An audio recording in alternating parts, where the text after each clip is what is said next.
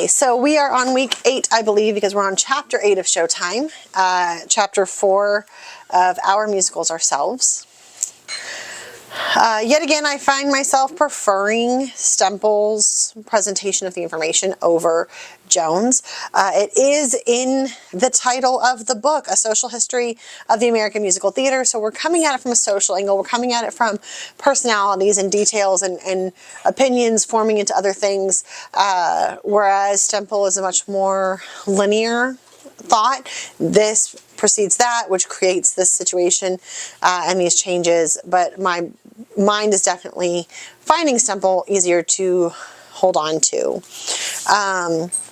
I find myself asking and wondering, however, if I would like Jones more than I am currently if I wasn't reading Stempel at the same time. If I was just coming to and seeing what Jones was saying, would that be different for me? Because I do like what he's saying and how he's saying it, and I agree with a lot of his statements, but I find Stempel easier to decipher and maybe pull apart academically.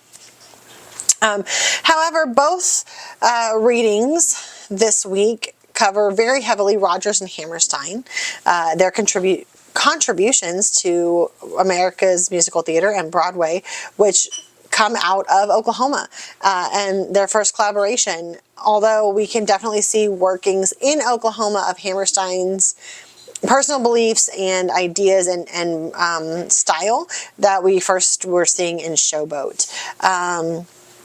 And I think that they definitely, or Hammerstein at the very least, pulled inspiration from Showboat and what he was maybe hoping to accomplish.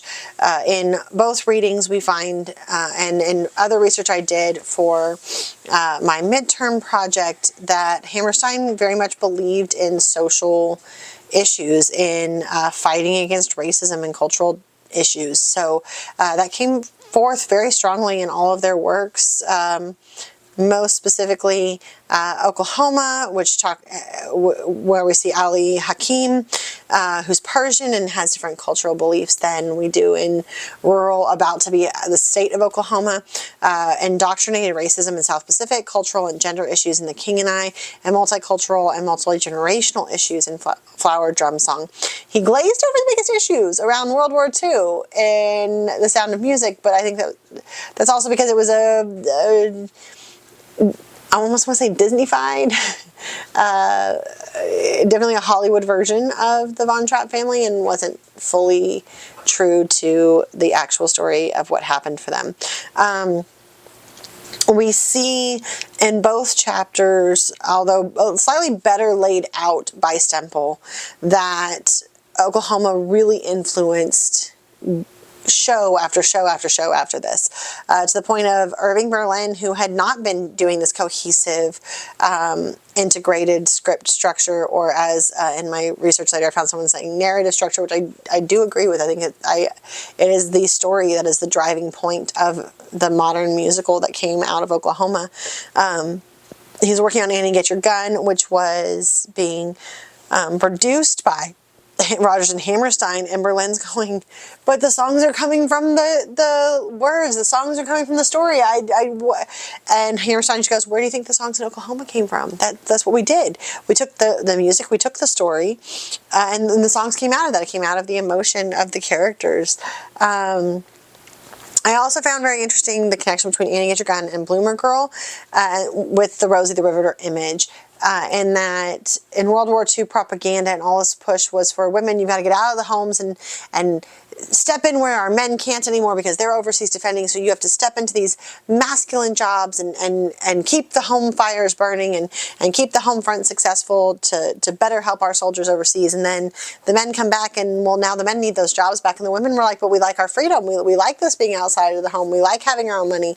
Hold on. And the fact that Annie Get Your Gun has a whole arc in it where she gives up those masculine tendencies in her career to get the man, but that it's not seen as a sacrificing of herself, it's seen as a compromise more.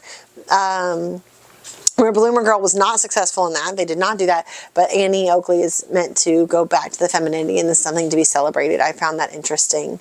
I also found Lady in the Dark interesting in both readings.